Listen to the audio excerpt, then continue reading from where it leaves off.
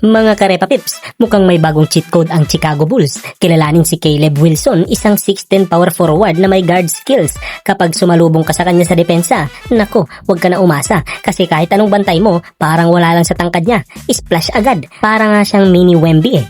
Kapag maliit na guard ang natapat sa kanya, iyak na lang talaga. Dapat sana dinala niya si Caleb papunta sa tulong ni Cameron Boozer. Kaso pinagbigyan ang baseline. Ayun, tinayuan lang siya sabay shoot. 6'10 nga kasi, parang nakadungaw lang sa bintana. Pero teka, hindi lang siya puro porma sa labas. Tingnan nyo to, mintis na free throw.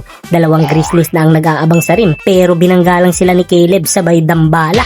Power at bagsik ang puhunan. Kaya kung lalapitan mo siya sa perimeter, bilisan mo. Tingnan mo tong isang Grizzlies player, parang nagja-jogging lang papunta sa kanya. Brad, 6'10 yan.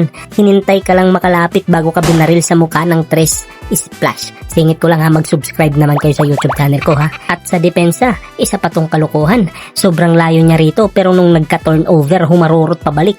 Ayun, supalpal mula sa likod. No thank you daw. May pagkaluka Doncic din ng lolo nyo. Nauto niya yung defender sa crossover tapos isang malupit na step back triple.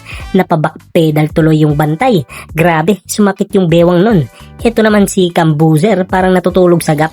Late ang galaw ng paa. Kaya nung pinasa ang bola kay Caleb, ayun, dadaanin ka na naman sa tangkad. Shoot ulit.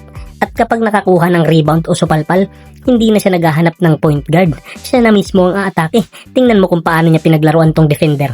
Atras ng atras yung bantay. Kaya sinunod niya ng isa pang step back sa muka. Iba talaga.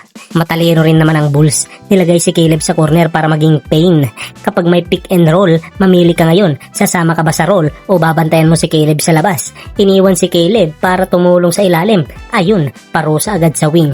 Sinubukan naman siyang dikitan ni Boozer dito, pero simpleng spin move lang kay Boozer, diretso sa laksak. Kahit sino pang humarang sa rim, wala silang magagawa. At ang pinakamalupit, parang si Wemby kung gumamit ng down screen.